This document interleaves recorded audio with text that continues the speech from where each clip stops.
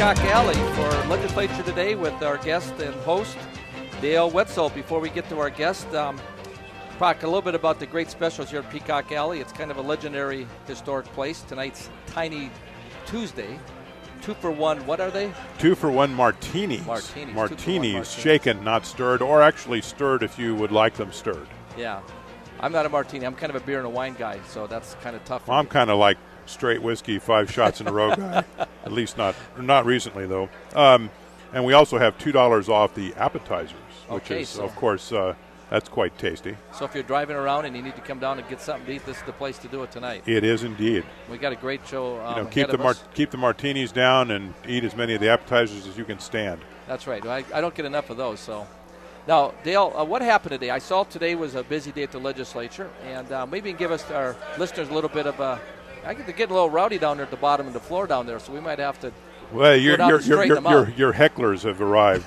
That's problem. I got plenty of them. So. Yeah, I do too. Actually, there's only a few of them, but they're growing and they're loud. So Dale, what happened today? Today was a busy day. I could see by your emails going out. Every day is a busy day at the legislature. It's kind of an interesting juxtaposition of events. We had the presidential inaugural speech. We had the anniversary of Roe versus Wade. We had a bunch of. The thing that I'll remember the most about this day is all of the gun bills. We have lots and lots of gun bills. Where can you take a gun? Can you carry a gun in a church? Can you carry one in a school? Can you carry one in the state capitol? Do you need to get a gun permit, or do you just need a driver's license? The primary ones that were talked about today have to do with whether you can bring a gun into a school or a church if you have a concealed carry permit. Right now, under state law, you can't do that. You can't bring a concealed gun into a school or a church.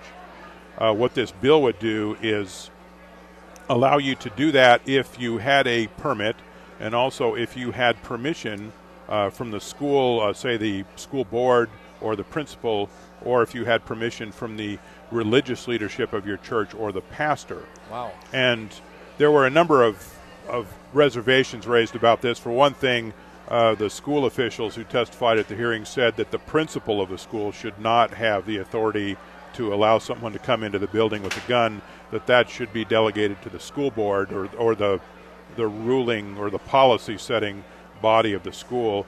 I think that suggestion was fairly well received. Another was, frankly, the school, the Education Association represents the teachers, the school administrators, the school board association. None of them like the idea of bringing guns into the school. They prefer an alternative, which would be essentially giving them more money so that they can hire, they call them resource officers, which is a kind of a euphemism for a policeman who comes to the school and has a gun, is trained in its use, and that would be a better security measure than giving a teacher a gun. Now, would that be kind of more in play for bigger schools? I mean, I grew up in Washburn. I would doubt they would have a resource officer in a school like Washburn. I assume these are the bigger cities that you'd be thinking where you actually got budget to support that, I suppose. Well, one of the drawbacks to the resource officer option, it is expensive. Most small school districts, in fact, most school districts, period, I don't think have them. I mean, the city of Bismarck does.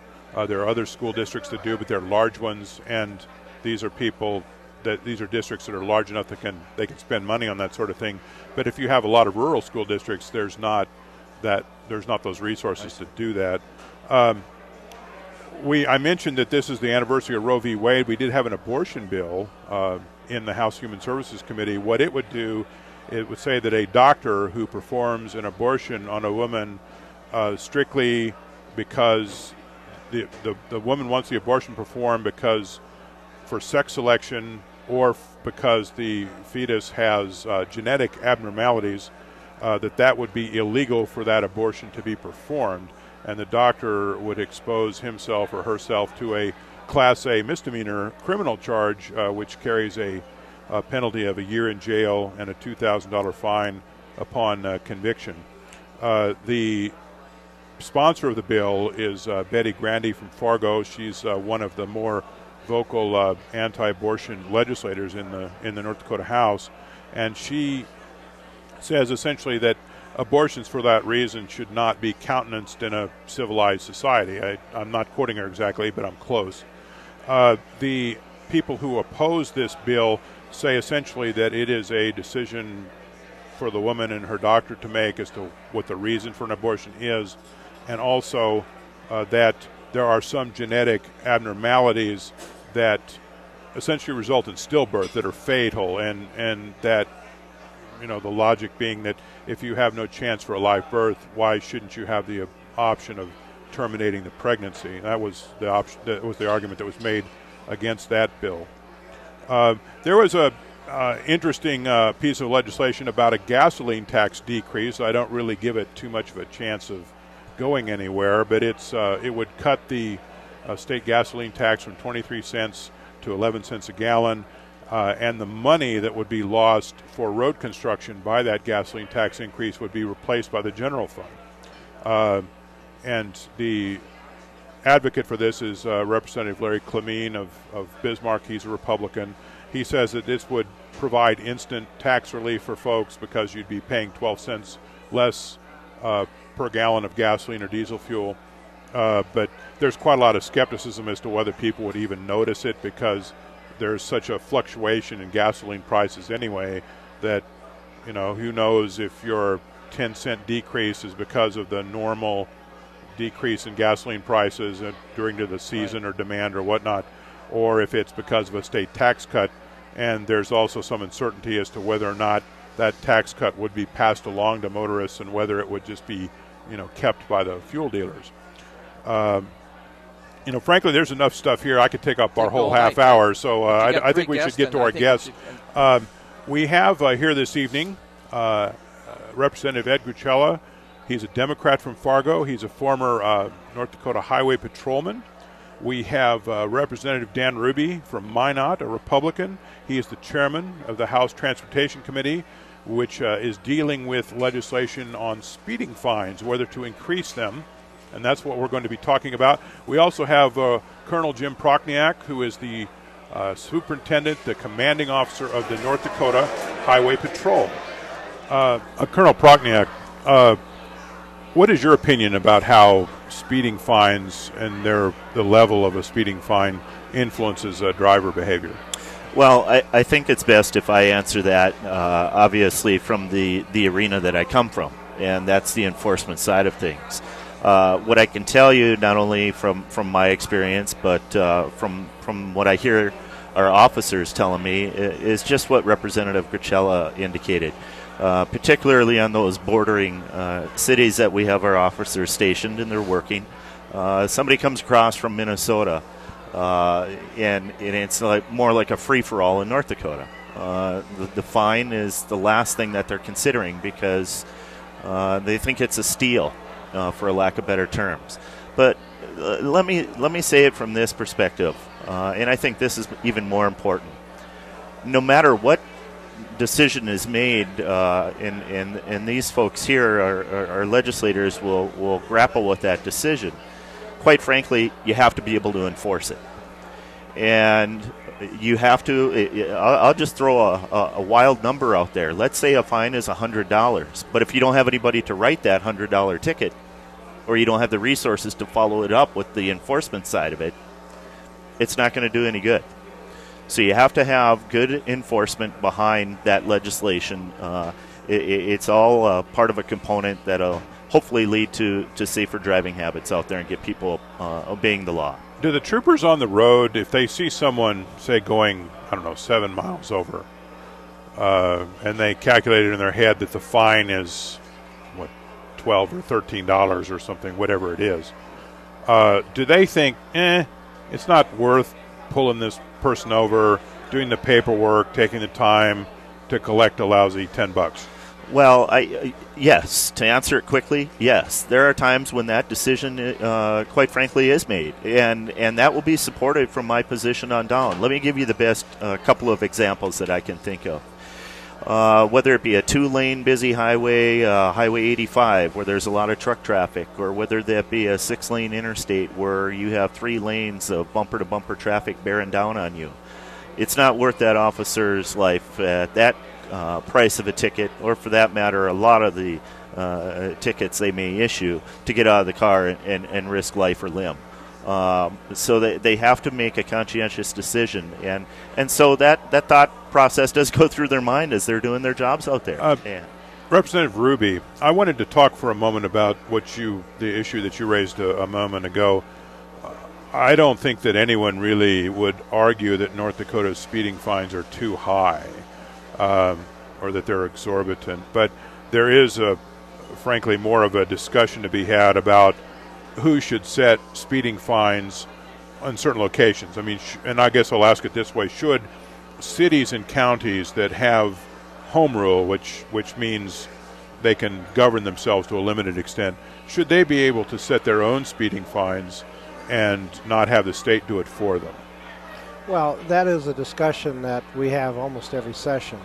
Certainly the cities, and there for a while some cities were setting their rates at a higher level than what the state allowed, and a Supreme Court ruling changed that, and they had to pretty much reimburse that back to whoever they could find that had paid the higher amount.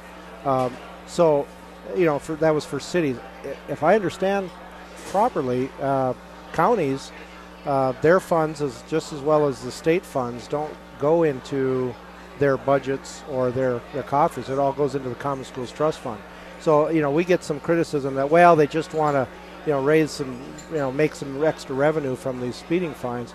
Well, the Highway Patrol doesn't get those fines. They go into the Common Schools Trust Fund.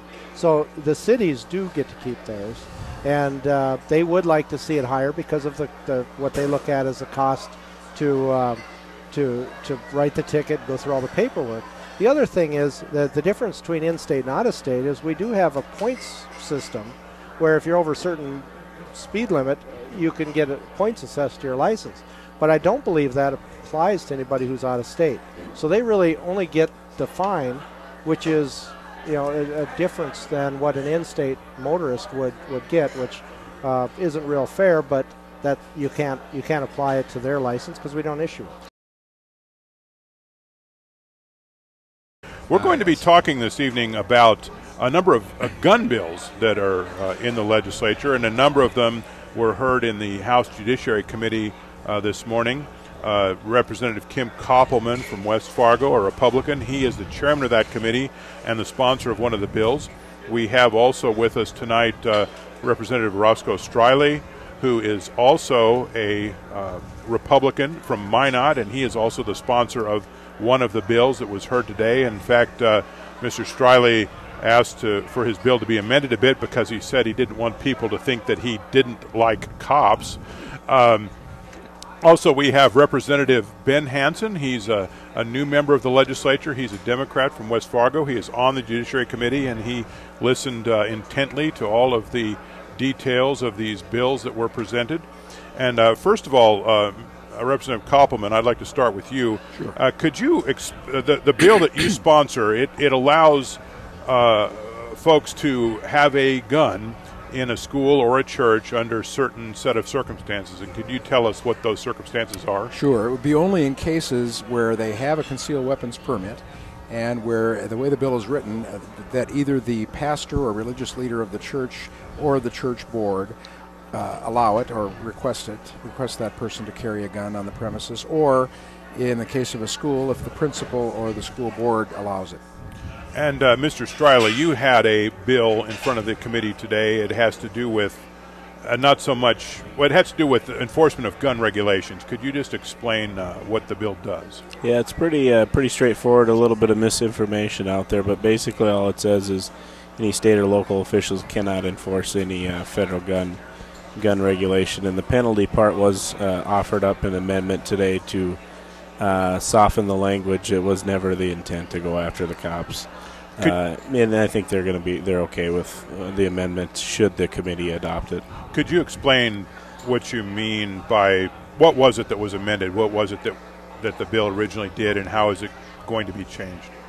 Well, it's ultimately up to the committee, of course. But what the original one was a misdemeanor for a cop or a sheriff, for example, should they violate the law or any of their deputies, and it was intentional or put in to provide cover to them, to give them the ammunition they would need to tell the federal officials we cannot do this because the penalty is so severe, we're not going to help you. Well, in thinking about it and talking with the sheriffs, we drafted language to make it a civil penalty where a citizen could file civil suit against the department should the violation be should a violation occur of the law. Of course, it would have to pass. So. And the police officials, they're all right with that amendment? Yeah, that was at their request, and also taken out a few other words, minor words, and so I obliged, and it's obviously ultimately up to the committee should they agree. But as I understand it, this bill that you're referring to refers only to federal gun regulations adopted after January 1st of this year. Is that correct? Yep, correct. And that was kind of some misinformation out there. Is any of the existing laws they can coordinate, collaborate, do whatever they want with the federal officials. Any new one, should it come out, obviously we don't have any at this point, but that's where it would stop them from doing that. Representative Hanson, you're on the Judiciary Committee. You're taking all this in.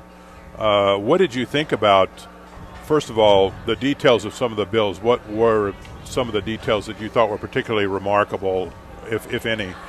And also, what did you think about the sheer volume of the number of bills that deal with guns and gun rights? That was the second aspect is probably the most striking part. I believe we heard 7 today.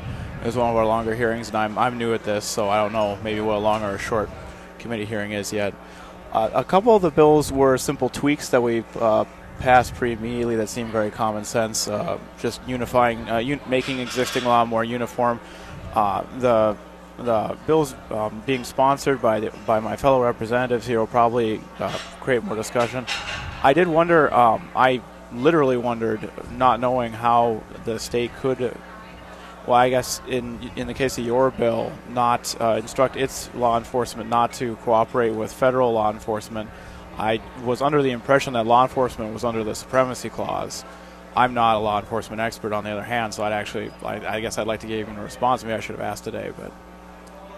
Well, depends on which part of the Constitution that the president wants to, abide by. If you look at Arizona, for example, was trying to enforce federal immigration law. The president of the United States sued him and said, "No, you do not have the right to enforce federal immigration laws." So, I mean, to me, it's saying is, the feds, you do whatever you want to do. You enforce your own laws. We're not going to help you. It's pretty straightforward, and I don't find any constitutional problem whatsoever with it.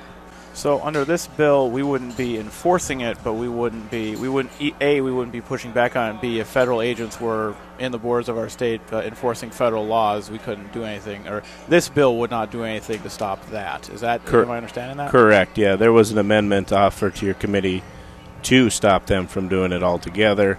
That's not the part of the original bill, so no.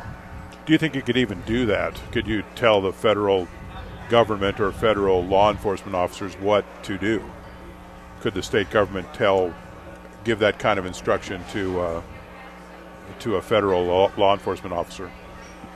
I guess I'll address that question to you, Kim. Since you're the chairman of the committee, you have a heavy burden to bear here. It's a good question, and it's one of those things that, as Representative Streyle mentioned, is probably the kind of thing that would end up in the courts. The Arizona example with immigration is a clear one, and it's that good old constitutional tug and pull about federal power, federal supremacy versus states' rights, and played out in many different stages. How would you describe, all three of you, as far as your knowledge goes, how would you describe the state of North Dakota's federal gun laws, the regulations of guns and where you can carry guns, and under what circumstances you can have a concealed weapons permit? How would you describe it now? Do you think that our gun laws are too strict? Are they too lenient? Are they just right? I'll start with you, Representative Koppelman. Well, I think we have reasonable gun laws right now. It always is good to take a look at those and find out, where there are issues. That's why I introduced the bill I introduced. I'm sure that's why Representative Streyle introduced the one he introduced. And of course, one of the things you look at is the landscape, and the federal landscape is certainly something that concern a lot of people. I think it's interesting to watch the fallout from a tragedy like we witnessed in Connecticut. And people approach that kind of an issue differently. Some say, this is horrendous, we've got to control guns, we've got to restrict ownership of guns, we've got to take guns away perhaps, although I don't know that that's the specific proposal out there. But others say, wait a minute, the problem is it was a gun-free zone. You can't carry a gun there, so that's a target. And so you have those two competing ideas and those questions. And, of course, we have the Second Amendment, which guarantees the right to keep and bear arms. I'm a supporter of that, clearly. I think most on the committee, probably both parties, are supporters of that. Question is, where do we go with this? And as you point out, some states have more wide open restrictions. Minnesota passed a law a few years ago where you can carry anywhere unless there's a sign saying you can't. And so, we're not that far away from different approaches. However, I think if you look at North Dakota, we are a pretty gun-friendly state. I was in Texas recently at a Council of State Governments meeting, which I was formerly the national chairman of, and we were in Austin. We were talking with Texas legislators who were nearby, and they said, our capital's just down the road here, and by the way, in the Texas Capitol, you can carry a gun. And the one legislator said, and if you don't have a gun, we'll give you one. So some states are clearly very gun-friendly, exactly. Representative Hanson, to what extent were you familiar with North Dakota gun regulations before you were elected, and what is your impression of them right now?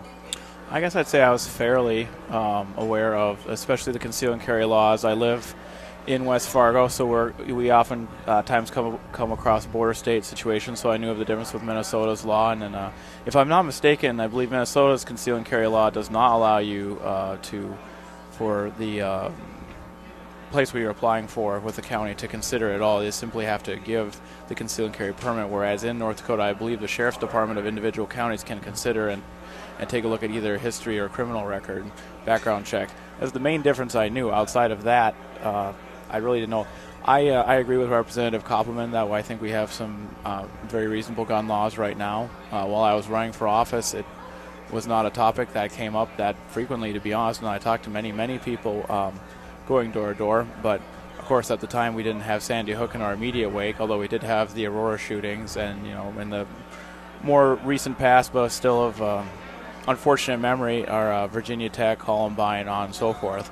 So it was always been present, but I always felt that people in North Dakota felt that they were still in a state where they did not have to lock their doors, and to a certain extent I still feel that we feel that, especially on the eastern third of the state. I have relatives out in the oil patch who don't quite feel that anymore, but it's not for gun problems, it's for, influx of many people who they might not know. So.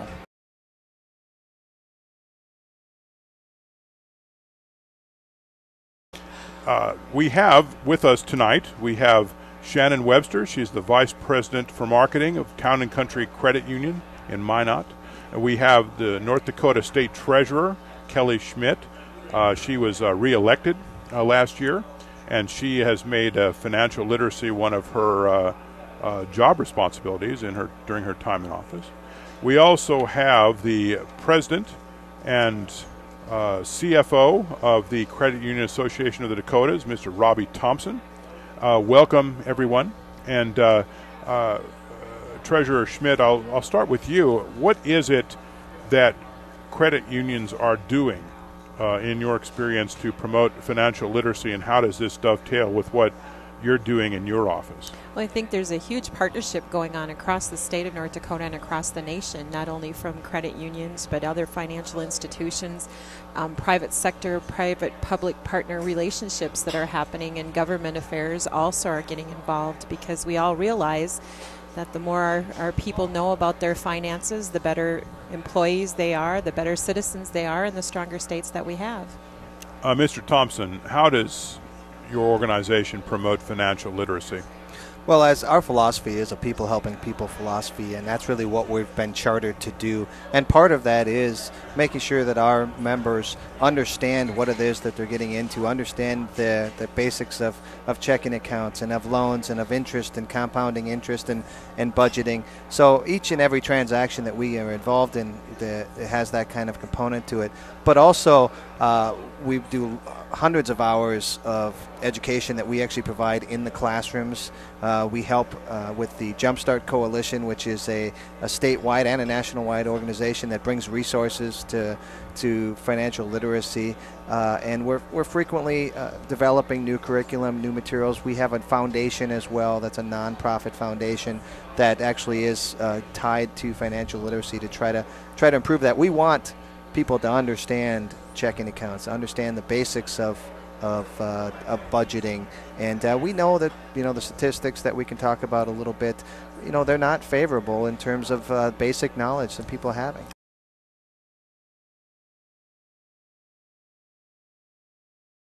When we talk about financial literacy and in the instruction of young people, what could you all talk about? What are the elements of it? I mean, how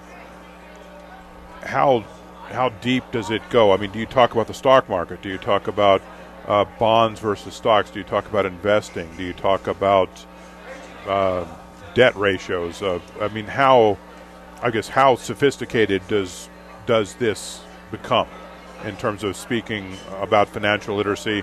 Are we talking about just describing what a checkbook is, what a credit card is, what a debit card is, the differences between the two, the importances of budgeting?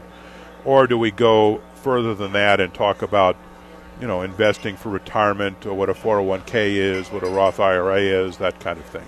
Well, I believe the most important thing is how it's defined in the law as it relates to, are we talking 9-week clocks, or are we talking incorporating it into something else? And so that indeed it determines how much is going to be used and how far we're going to go. But just getting down to the principles of basic finance is where I think they would start at the middle school level and then carry that through. But young people are very interested in how to make their money grow, and they're very interested in the stock market, and they're interested in learning some of those things. And discussion about credit card debt, how a credit card works and the impact of that interest, all those different components are part of the process, and I think they all need to be taught. You mentioned they're curious about the stock market. Are they afraid of the stock market, for want of a better term? I've never seen anything that's recorded as being afraid. Okay. And I've heard in some classrooms they actually do what's called a stock market game, and they actually play the stock market for, maybe for perhaps maybe 3 weeks to a month, and they do more of a game of it. And I think it's a great opportunity for kids to kind of dabble a little bit, and of course there's going to be winners and losers, and kids are competitive, so I think it's an exciting way for them to realize and learn a little bit about the stock market. I can attest firsthand to that. We got to do that when I was in school many, many years ago. I had an instructor who I think was kind of on the forefront. He gave us a mock checking account and said, here's $1,000. You have 2 weeks to make it grow. And I remember this was in the days where you had to go to the newspaper each day to see where the stocks went. Now, obviously, it's instantaneous on your handheld device or some other way. But you get to see, there's risk involved, obviously, but you have to learn to live with that risk. But for the long term, your money is going to grow. So that was a great tool, and I think we need to push that more. Do any of you know the extent to which other states require instruction in financial literacy for their young people? The majority of states do offer financial literacy from a very young age all the way through high school. I don't have the current number because it's been changing quite dramatically. And in the middle school curriculum especially, it's been changing dramatically. But the last number I heard, it was 32 states for high school. We've been talking this evening with Representative Lisa Meier of Bismarck. She's a Republican, represents a district in South Bismarck. We have State Treasurer Kelly Schmidt, who was just reelected to her position last year. And we have Representative Blair Thorsen, who is the chairman of a House Appropriations Subcommittee on Government Operations, which means that his subcommittee rides herd on a number of state agencies and how much they spend. And he is a Republican from Fargo. Well, thank you for joining us tonight down at Peacock Alley. This is Legislature Today.